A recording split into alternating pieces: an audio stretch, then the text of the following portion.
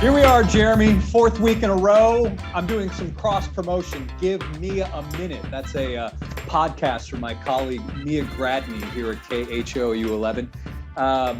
Any podcasts that you'd like to cross promote while we're here? I'm gonna go with baseball things and Jason Churchill out of Seattle, and I feel like that's one people should listen to. He's pretty good. He's knowledgeable. He's done this for a while. I mean, look, Jason's a good baseball guy, and is really a fun listen, to be honest with you. So I listened to that one. That was pretty good. I didn't expect you to come up with anything. I thought you were just going to say, no, I'm good. Let's move on to this one. So bravo, Jeremy. Bravo. Yeah, well, I got to promote Jason's stuff. It's good stuff. And while I'm at it, I'm going to drop a plug for Keith Law's podcast too. That's a pretty good one as well. Yeah. So. Yeah, that is. I mean, it's Keith Law. Come on, right? Hey, by the way, speaking of podcasts, what kind of reaction did you get last week from your comments on the Phillies and how some people there one person there needs to not have a job anymore? Well, it went a little bit. If we're gonna, let's just put it back out there. It went a little further than this guy doesn't need to have a job. I volunteered to pay my own way to be the guy to fire him. And I hope that Dave Dombrowski heard that. And I hope that he gives me a phone call and says, hey man, look, just one day, like we can't do this without you paying your own way because it's not legal. But you know what? I'm going to hire you as a consultant for one day. You want to do it? I hope he gives me that phone call. And, if what I really actually like is that it's like a Groundhog Day thing on a loop where I can go into Clearwater and keep him there for 7 days in a row. You're fired. We don't need you tomorrow. Come back in tomorrow. We'll talk about it. You're fired. That's what I want to do. I want to do that with him. No, in all seriousness, wait a minute, that was serious. I really do want to do that. But to answer the question, the Phillies affiliates and their offensive approach has been ridiculously poor. The production has been worse than that. They haven't produced any hitters on the major league roster. This hitting philosophy beyond the human being, the hitting philosophy has been there for a few years now. It has very clearly been tested. It has very clearly been found wanting, and it's time to be dismissed. Okay, that is just facts. That's facts. They haven't produced. That's it. I think around the game, people are ready for this group of people and group of teaching, let's say, to exit. I think that both what you would call more forward-thinking people, and I don't know why we classify them that way, and traditionalists are ready for this. So I don't think it's an issue where there's any kind of concern over what I said. Some people thought it was funny that I was willing to volunteer to do it, but I'm dead serious. Like these guys, to me, they need to beat it twice, 3 times every day. Like if there's something, if one of them raised their hands in school, I'd be like, I'm not calling on you. Like there's nothing, there's no value. So it's time to go. And I think that, the person I feel for actually, and this is Josh Bonifay. I feel for Josh Bonifay because Josh kind of had his hands tied and it was kind of, I don't say forced on him, but Josh had a boss and Josh had listened to what his boss had to say. And it was very clear these guys hunted, and this is not my words when I repeat this, but I'm going to paraphrase, driveline employees, thinking people. And the driveline has been very good at teaching people how to throw. That's it. And really throw hard is what I would say. They haven't been good at teaching people how to be productive baseball players. So I don't have there's no business to be in that type of position. They need to go back and focus on improving what they do well, or improving people in the vein they do well, as guys that don't throw hard and making them throw harder. It's interesting when you talk about the Phillies and their development system. I worked in Pennsylvania. I was there for more than a decade. Certainly the Phillies are the most popular team, if not one of the most, they're one of the most popular teams, if not the most popular teams. And I was there right when I guess the fruits of the labor were coming to fruition.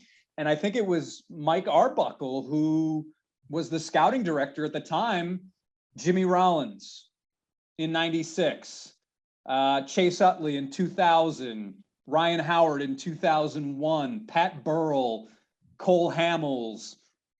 That was a pretty good string of draft picks. And really, since that time, the Phillies, they've really done nothing on from a development standpoint and drafting standpoint. Well, the two go hand in hand. I would say that I would honestly say that Brian Barber and some of the scouts they have now are good scouts. I don't, Marty Wolliver did a good job after Arbuckle. Marty did a really good job when it came to his draft picks and helping that team go forward. Had some very productive years. Brian's been there, one draft. Maybe this is his second draft, 2021. He took Abel in 20, and that was kind of an unfair season really for anybody because you didn't get a whole lot of spring. And he took high draft this year, but development side, they've been a disaster. And it doesn't matter what these guys have turned over. And here's a good test. Like, so Mick Abel is like driving an Escalade Deluxe. Like, he is absolutely a frontline starter, no doubt. Big equipment, body beautiful, length and finish. And then you pick a scouting adjective, right? He checks out metric wise. He checks out makeup wise. Like, if you mess that up, Mick's going to get there without your help because that's just who Mick is. But if you mess that one up, that's kind of what they, that's a pretty good test for what they had. And I can tell you this, and I know Mick is such a classy human being that he doesn't say a bad word about anybody. It's just who he is. Great family. I can tell you this much. What I've got out of my people who have seen the Phillies player development is that Mick was actually ironically injured in a game pitching against another one of our alumni, Deshaun Brown, in the Blue Jays affiliate down there in Florida. Ironically, last time they faced each other, Mick hit Deshaun on the knee. Well, when they played again, this time as pros, Mick hit Deshaun again. So, that was just an ironic thing. But it's been 6 weeks or so, and they just let Mick touch a ball again the other day. And he wasn't beat up like that. It wasn't that type of thing. Why are you setting the guy's development backwards? So I think that you're looking at more players like that. Moniak was not a 1-1 type of guy. And okay, more players like that are going to be set backwards that were really good draft picks that are developing either other places or won't have a chance to develop in Philly unless they make this type of change. I will stop right here and I will say this, though. As good as the scouting department is, if player development is not overhauled in a way that does have some more current thinking along with the traditional stuff that hold true, they're going to fail again. This brand of player thinks a little differently, right? And you want to be able to install things at each level that will give them something to shoot for, have markers to advance. They go far beyond traditional statistics or even the analytics that we've come to know. You want to find a balance that gives you consistent, measurable data on field and performance and off field and raw, along with their makeup of when they're ready to challenge them. And bringing in somebody who's kind of a retread. And I don't mean guys that are good that are doing something else. I mean, just retreads because you're familiar is a mistake. And bringing in somebody who doesn't have any kind of feel, that's also a mistake. But you can see why they're being cautious with Mick Abel when you consider how much money they have invested in him. Why wouldn't they play it safe? The players will let you know, and Mick is an aggressive guy. But that's also why perhaps sometimes you have to save guys from themselves. I'm not saying that's the situation here, but sometimes, especially players early on, they want to prove they're worth the signing bonus and all the attention. And I don't think it's a bad thing to pump the brakes and be extra cautious with a guy like Mick Abel, who is, I imagine you believe is a 1-1. I think Mick should have gone the first 5 picks of the draft, and they stole him at pick, ironically, 15. Right there over my shoulder. They stole him at that. But that said, if Mick, each player's individual, there's no blanket solution to this, right? So if Mick depends on what the tweak was, what the problem was, what his body's telling you, and okay, maybe you give it a little bit extra time on top of it, but you don't shut him down for 3 weeks longer than he needs to. You got to build him back up and give him some season, right? Remember, we're talking 4 or 5 weeks, and this is that's a general timeline, right? Maybe even 6 weeks from when he was actually playing. But if it's me, I'm listening to what my medical staff is saying. I'm listening to him. I'm watching him work his way back. I'm not shutting him down from whatever amount of time it was before he touches a baseball again. That's a bad move. That's starting you all the way back over in spring training. That doesn't work. Season's over. Mick Abel is in the class of past first-round picks you've had. Grayson Rodriguez, Espino from the Indians. I mean, Grayson right now is probably one of the top 10 prospects in baseball. Yeah, he's the best pitching prospect in baseball is what they're saying. And I say, I have to put it that way, Jason, because I haven't seen all of minor league baseball. So I can't say that it's my opinion. It has to be somebody else's. What I can tell you for Grayson is that he's probably a 2-starter in the big leagues. And he's such a physical kid that the workhorse means he could be a number 1. He definitely settles into a 3. He's not going to go backwards and sideways and be worse than that. But he's a front of the rotation, physical, 200+ inning type of guy. And he's in the right place to do it for an opportunity, because those guys are terrible. The Mike Elias-led Baltimore Orioles, they're terrible. So, we never discussed Mike Elias on this show at all. And I feel like maybe I should mention him once. Anyway, great. Yeah. Mick Abel is a different body than either one of those two. He is the type of guy who has very similar makeup to Grayson. Never won't be denied, competes. Stuff's a little bit different. Mick's got, all 4. Grayson's more of a 3-pitch type of guy, or was. Power stuff on both sides. Mick has a little bit different chance to have some feel, but Mick is so new at it. He's going to have to go out and prove it. Grayson's now proved it to this point, and we'll see where that goes. But yes, he's in that type of class of first-round arms that we've had here. I don't want to go down a Phillies rabbit hole here, but the Philadelphia Inquirer last year at this time did an article on Mike Arbuckle's, because he was retiring after 40 years and 16 with the Phillies, his hits and misses starting with the 93 draft all the way up to 2008. And boy, there was a stretch there. And also you can't forget Carlos Ruiz as well, who was an international signing, but in 98, you got Pat Burrell. 97, you had Randy Wolf. 98, Jason Michaels, Ryan Madsen, Nick Punto. 99, Brett Myers, Marlon Byrd. 2000, Chase Utley. I mean, right there, that makes up a draft by itself with Chase Utley. 2001, Gavin Floyd, Ryan Howard. 02, Cole Hamels. 03, Michael Bourne. 04, Jay Happ, although they picked Greg Golson first. 2005 was a miss with Mike Costanzo. They got Josh Outman in the 10th round. 2006 was a tough one. Kyle Drabeck, Jason Donald, Adrian Cardenas. 2007, Joe Savory was a miss. Travis d'Arnaud, they had to be determined, I would say. What would you say, a miss or a hit on Travis? He's a hit. I mean, really? Yeah, it depends what you thought he was. Where did they take him again? 37th overall. Yeah, that's so sandwich pick. So I mean, that's a miss. That's a miss up there. Yeah. But anyways, 2008, Vance Worley, Trevor May, Jared Cozart. So, the reason I looked was I just wanted to make sure that Cole Hamels was in that Arbuckle era, if you will. Yeah. So, hey, staying in the National League East, the last podcast you kept saying to me, my life, everything is flowing to the Mets. Everything is pointing to New York. Arrows. I think that's what you said, right? So there's arrows in my life that are pointing to New York for whatever reason. Okay. And now we know it was the Mets because you recently announced that your premier event, the main event, New Balance Future Stars Series, is now being played at Citi Field in New York. Listen, Boston's great, don't get me wrong, but it's New York.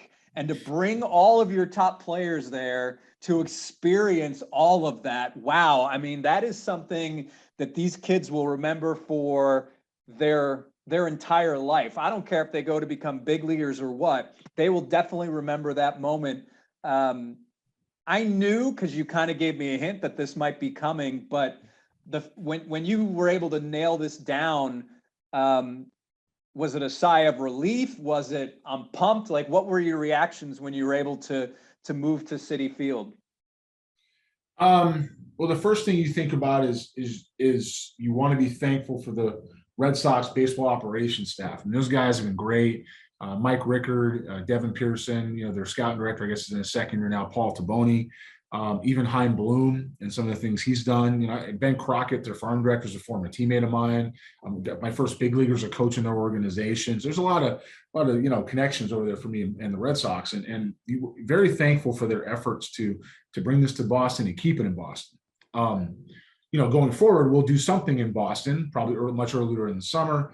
That kind of maybe leads into this event that's going to be in Citi Field. But the Mets, when we asked about this, when it became clear that, how do we say this? The Red Sox business side had was going to some of the decisions they made would prevent us from having the experience there we want to have. Okay, and that's between them and New Balance, and we'll still have an event there, like I said, going forward. But when that became evident, to be honest with you, I got on the phone to the Mets, and New Balance global marketing got on the phone to the Mets. And so, the Mets baseball operations department, like I said, jumped on this in seconds. And New Balance happens to be a sponsor of the Mets. They have a marketing deal in place, and they called their marketing people. The dates were open, and we get everything we need. We get clubhouses, we get a scoreboard, we get all 3 dates at Citi Field, we get no alternate sites. It's a big deal. These guys get to be treated like big leaguers for 3 days. That's the whole point, is to teach them how to be big leaguers, not just treat them and throw worthless is a bad word. Let's say topical dressing parties. We want to go ahead and teach these kids how to play and understand the life and what they need to do. There's other groups that do that. USA Baseball has schedules with, sometimes these guys are learning, obviously, the development program through MLB. There's some stuff with that, with their schedule keeping and what they need to do for preparation. And we're of the same mindset. Obviously, we've done that. We're not interested in just having a show. We want to actually play baseball and teach them what to do. But on the biggest sports stage in the world, you are with, as I told the boys the other night, we had our Zoom call. I said, if you play for 5 seconds in New York on any sports team, I don't care if it's soccer or football or basketball or baseball or hockey, they're going to remember you for the rest of your life that you played for that team. It's not something that's passive, and you can't say that about everywhere. There's a lot of guys that play for the Kansas City Royals that, no offense to them, I have no idea who they are. It's New York City. And so it's pretty good. It's going to be a lot of fun to go to New York, and very, very excited to do so. And then minutes before we were about to tape this podcast, the news comes out regarding the front office of the New York Mets. Here's the article directly from the New York Post. It's another thumbs down for the Mets. Ooh. Acting general manager Zack Scott is facing driving while intoxicated charges after he was busted dozing in his car in Westchester County, down the block from the police station, the Post has learned. Scott, who's 44, nabbed in White Plains at 4:17 Tuesday morning when cops caught him snoozing in a 2018 Toyota near the federal courthouse and police headquarters. The embattled GM refused to give blood or submit to a breathalyzer, but underwent a field sobriety test and failed. Certainly people have problems outside of work. It is a big problem for an organization when a decision maker is making these kinds of decisions. I'm going to have to go ahead and have some qualifiers here when I address this, and I will address it. Do you want to just punt it? No, I'm not going to do that, because that's not my style. And if I punt it, somebody's going to say, why are you punting it just because we're going to Citi Field? I mean, here's the reality. Nobody in the Mets organization, nobody, from the ownership through Zack Scott, through scouting department, to play, nobody is going to be proud of this incident. Okay. We have a report that the interim general manager, failed a field sobriety test. Okay. So that's something that he's going to have to deal with, and the organization is going to have to address and look into. Since then, Jeff Passan has reported that, Zack Scott said that, or it's not said, but that Zack Scott, quote, was at owner Steve Cohen's house prior to that in Connecticut. I don't have any more information on that. And frankly, if that's the case, I had a hard time believing Steve Cohen will let him leave the house inebriated. The Post is also reporting hours before he was busted, Scott was at Mets owner Steve Cohen's home for a team fundraiser with other players Other players, sources told the Post. The Mets say, we take this matter very seriously. Zack will not be traveling with the team for our upcoming road trip while we learn more and determine next steps. Yeah, so that sounds to me like he was there for a fundraiser. Fundraiser ended, he left, and then went on and had some other, more time with his night, right?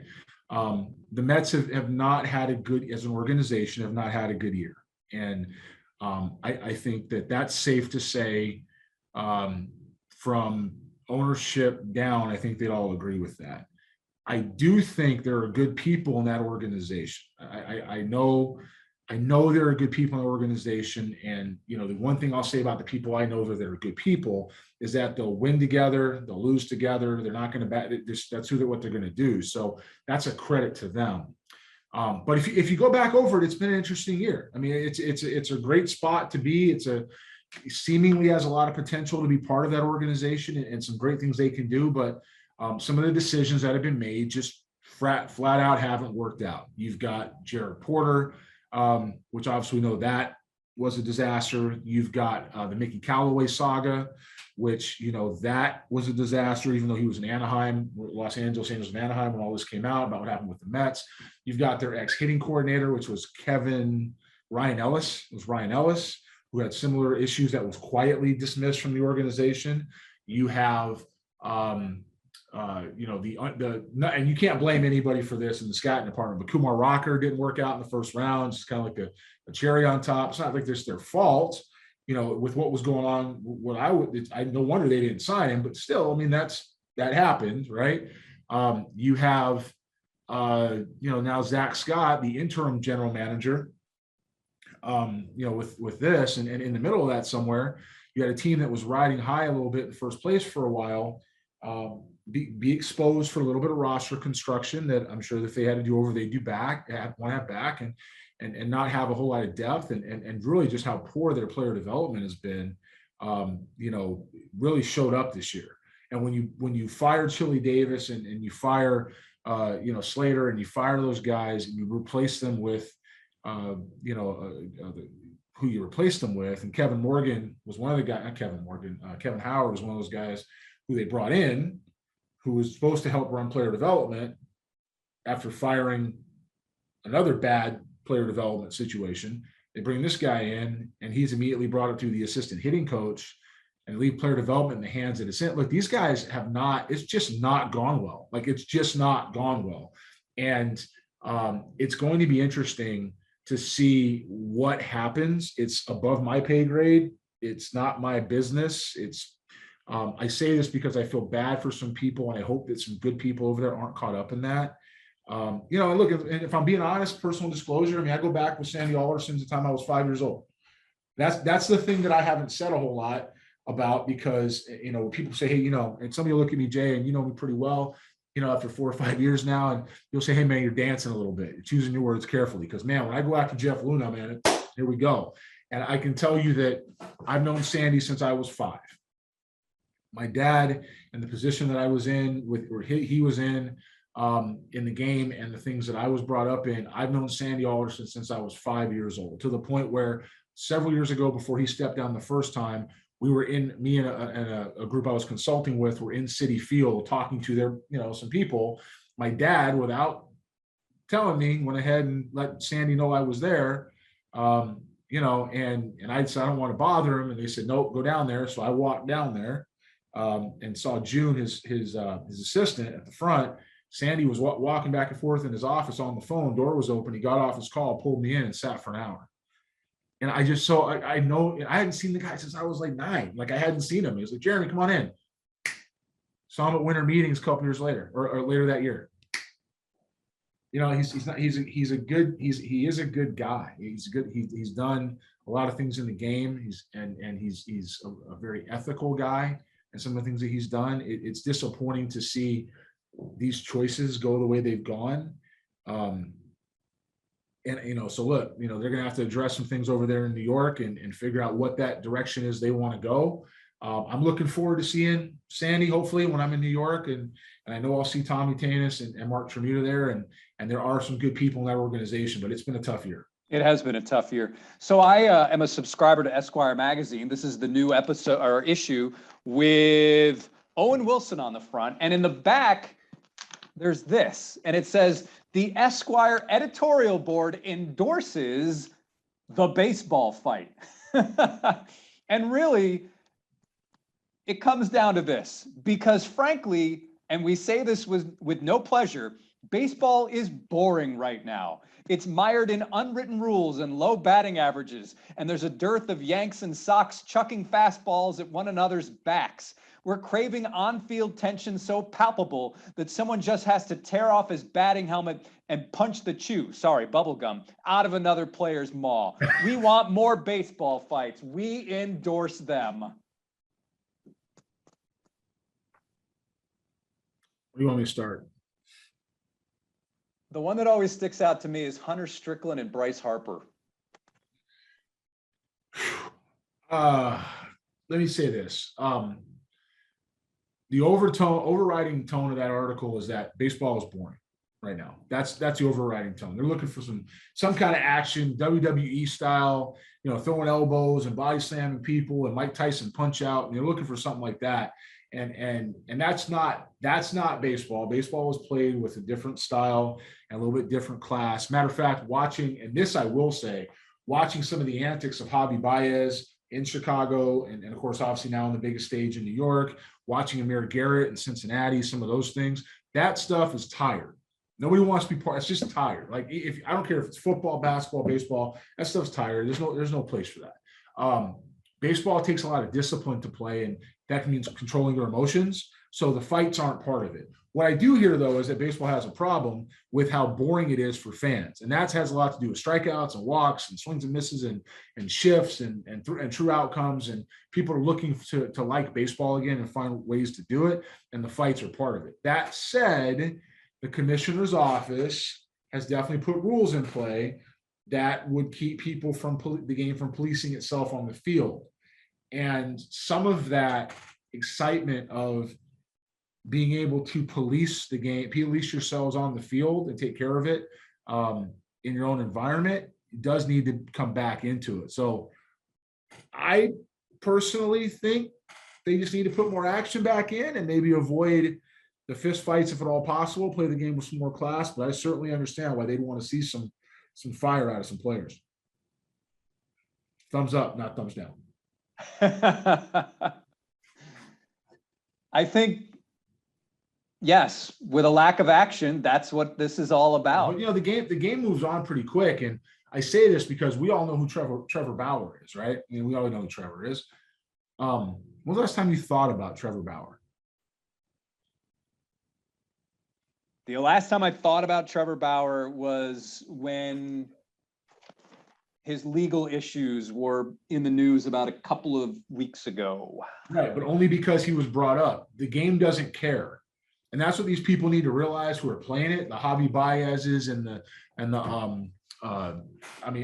Manny Ramirez's, and I'm just throwing names out there. The AJ Pollocks. Like, the game does not care.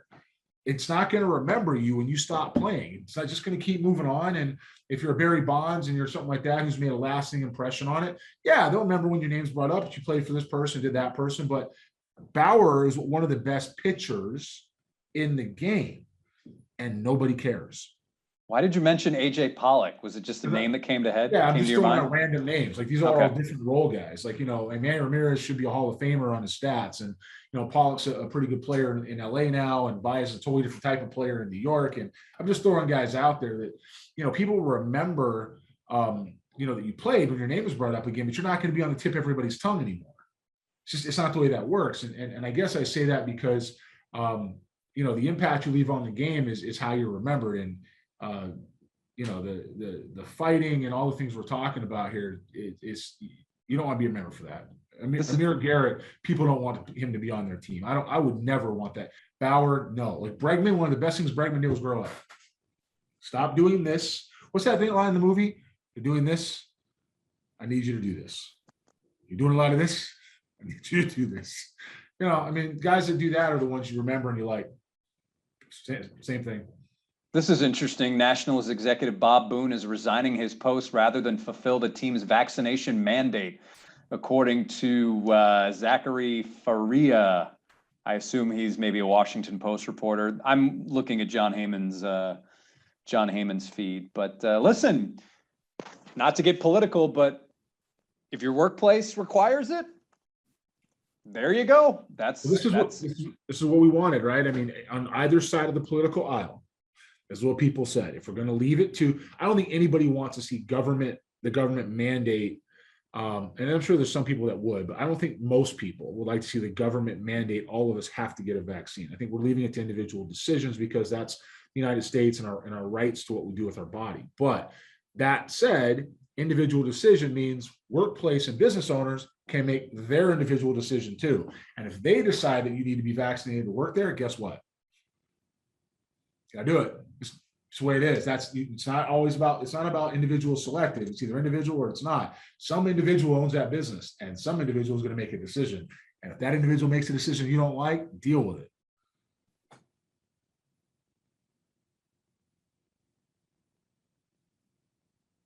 Do we have time for a quick scouting report? Let's go. So this one I pulled up because he pitched the other night against the Astros. And it's a really impressive report, I think. I mean, granted, you had him as a major league setup role, which is basically what he is. Oh.